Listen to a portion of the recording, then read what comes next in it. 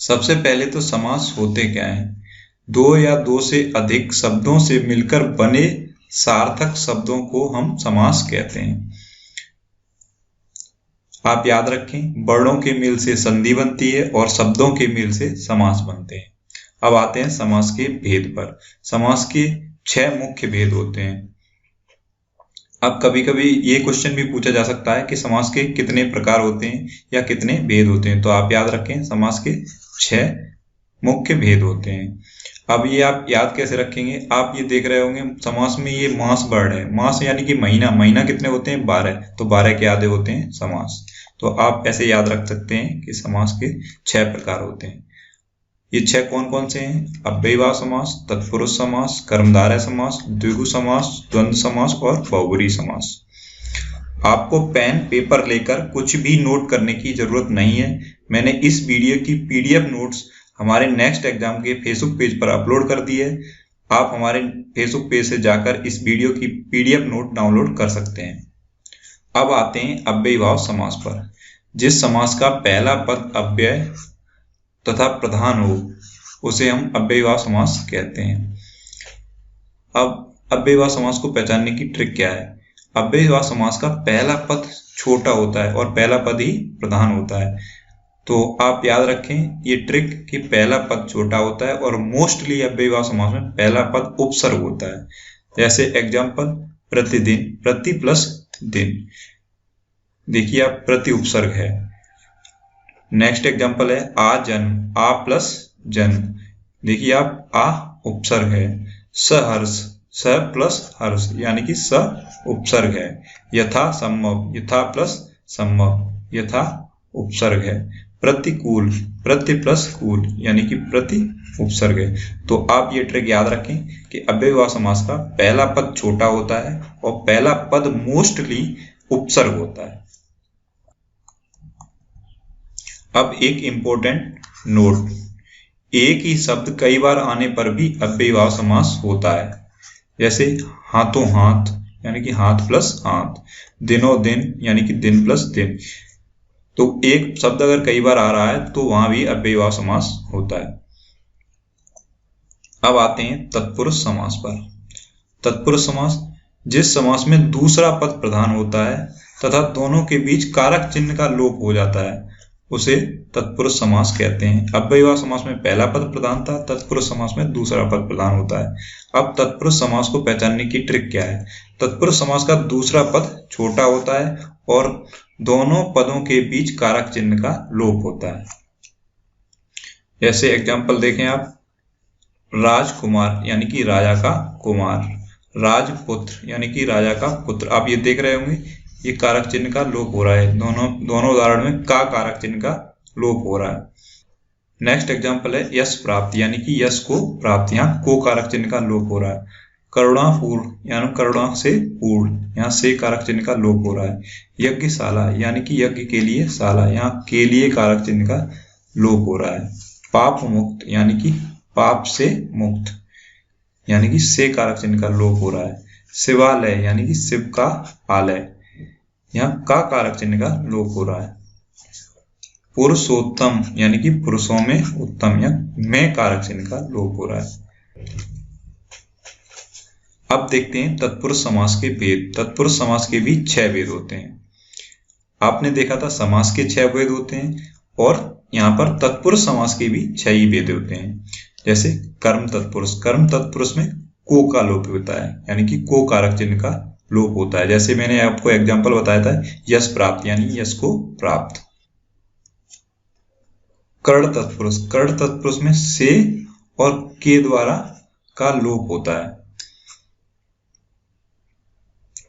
संप्रदान तत्पुरुष, संप्रदान तत्पुरुष में के लिए कारक चिन्ह का लोप होता है। जैसे एग्जाम्पल था यज्ञशाला यानी यज्ञ के लिए शाला।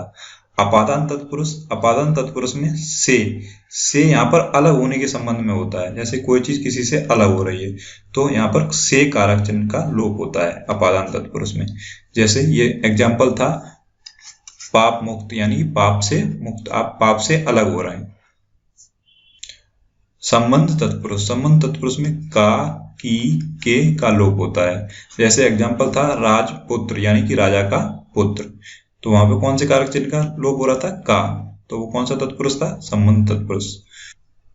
नेक्स्ट है अधिकरण तत्पुरुष। अधिकरण तत्पुरुष में पर का लोप होता है। में और पर कारक चिन्ह का लोप होता है। तो आप याद रखें, तत्पुरुष समास में दूसरा पद प्रधान होता है और दूसरा पद ही छोटा होता है और दोनों पदों के बीच कारक चिन्ह का लोप होता है और तत्पुरुष समास के भी 6 भेद होते हैं। तो ये था तत्पुरुष समास। अब आते हैं कर्मधारय समास पर। जिस समास का उत्तर पद यानी कि दूसरा पद प्रधान होता है तथा पूर्व पद व उत्तर पद में उपमान उपमेय और विशेषण विशेष यानी कि उपमान उपमेय या विशेषण विशेष का संबंध होता है, उसे कर्मधारय समास कहते हैं। अब देखते हैं कर्मधारय समास को पहचानने की ट्रिक क्या है। कर्मधारय समास को पहचानने की ट्रिक है कि इसका पहला पद मोस्टली विशेषण होता है और दूसरे पद की तुलना होती है। और सबसे इंपॉर्टेंट ट्रिक है कि विग्रह करने पर दोनों में है जो और के समान शब्द आते हैं। दोनों पदों के बीच में है जो और के समान शब्द आते हैं। आप ये 2 वर्ड याद कर लें, है जो और के समान। जैसे एग्जाम्पल है चरण कमल, यानी कि चरण के समान कमल। तो आया ना है जो या के समान में से एक, तो क्या आया? के समान। महापुरुष यानी कि महान है जो पुरुष। देखिए आप आया ना है जो शब्द। मृग नयन यानी कि मृग के समान नयन, तो यहाँ पे कौन सा आया? के समान। लाल मणि यानी कि लाल है जो मणि, तो ये आया ना है जो। तो ये आप 2 शब्द पकड़ लें, है जो और के समान। अगर ये आ रहे हैं तो क्या है? कर्मधारय समास। अब आते हैं द्विगु समास पर।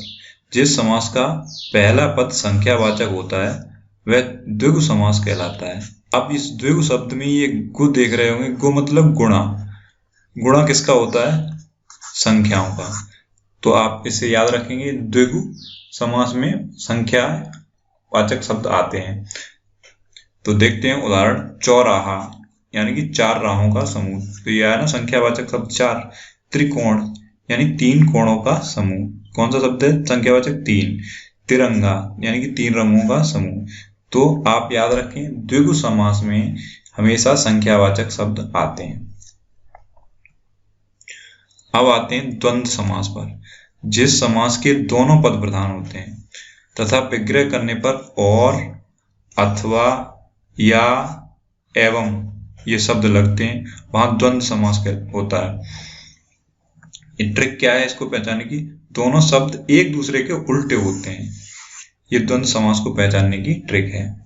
जैसे एग्जांपल देखें आप, पाप पुण्य यानी कि पाप और पुण्य। तो पाप और पुण्य दोनों एक दूसरे के उल्टे हैं ना। सुख दुख, सुख और दुख, सुख और दुख दोनों एक दूसरे के उल्टे हैं। गुण दोष, गुण और दोष, तो गुण और दोष दोनों एक दूसरे के उल्टे हैं। और विग्रह करने पर दोनों में और, अथवा, या, एवं ये शब्द आएंगे। तो इन सभी एग्जाम्पल में और शब्द आ रहा है। तो आप याद रखें, द्वंद्व समास में दोनों पद प्रधान होते हैं और जो द्वंद्व समास के 2 पद होते हैं वो एक दूसरे के उल्टे अर्थ के होते हैं। अब आते हैं बहुब्री समास पर। बहुब्री समास सबसे ज्यादा इंपॉर्टेंट है, मोस्ट इंपॉर्टेंट। इस समास में कोई भी पद प्रधान नहीं होता है। अजीब बात है ना, मोस्ट इंपॉर्टेंट है और कोई भी पद प्रधान नहीं है। दोनों पद मिलकर तीसरे पद की ओर संकेत करते हैं।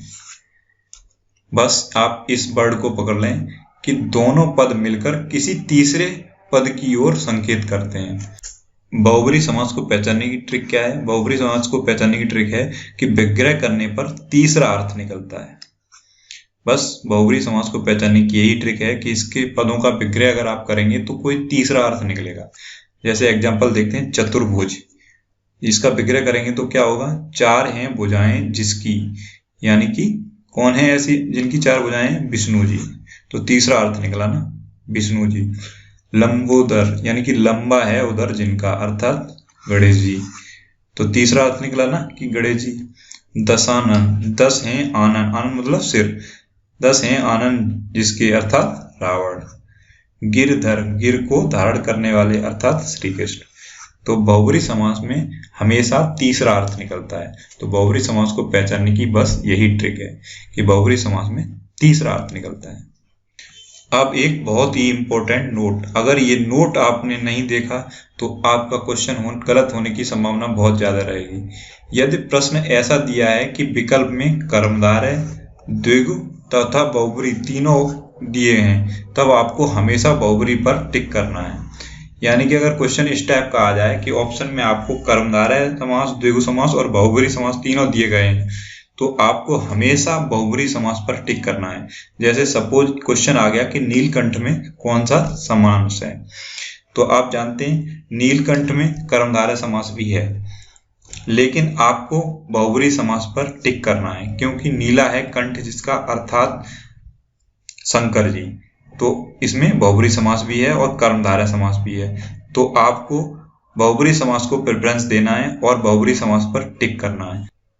तो जब कभी भी कॉम्पिटिटिव एग्जाम में आपको ऐसा क्वेश्चन मिल जाए कि बहुब्री समास, कर्मधारय समास और द्विगु समास तीनों दिए गए हैं ऑप्शन में, तो आपको हमेशा बहुब्री समास को टिक करना है। तो ये थी समास को पहचानने की कुछ इंपॉर्टेंट ट्रिक्स। आई होप आपको ये वीडियो पसंद आया होगा। अगर ये वीडियो आपको अच्छा लगा तो इसे लाइक करें, शेयर करें और कमेंट बॉक्स में मुझे जरूर बताएं कि ये वीडियो आपको कैसा लगा।